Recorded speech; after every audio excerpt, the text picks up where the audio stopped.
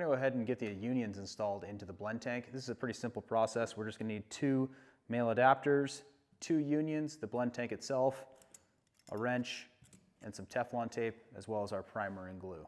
On the male adapters, we're going to go ahead and use Teflon tape again. Again, 4 to 5 wraps in a clockwise fashion. We'll go ahead and pre-prime everything again. Make sure when we're priming and gluing the unions that we don't over-prime or over-glue them, getting any glue or primer into the sealing surface of the union. To be safe, you could always disassemble this and do them side by side.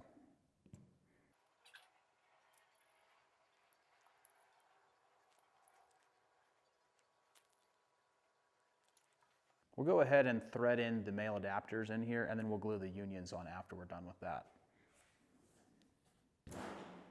One thing to note on the blend tank, there is an in and an out direction. We're going to want to flow this in the reverse direction.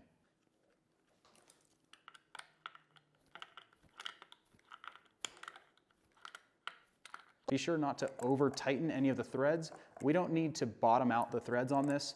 If you do so, you might result in a cracked filter housing. So just nice and snug is good enough.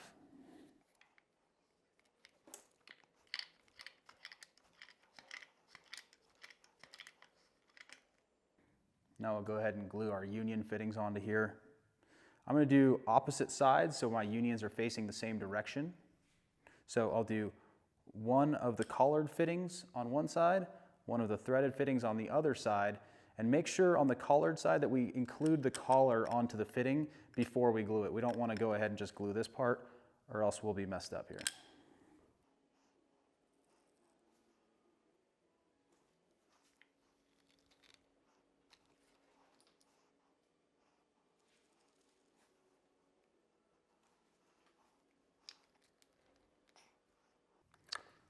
If you accidentally over glue the socket, you'll notice the glue will pour out the end of the fitting here.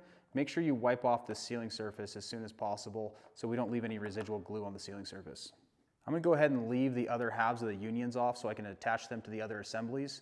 That completes the installation of the unions into the blend tank though.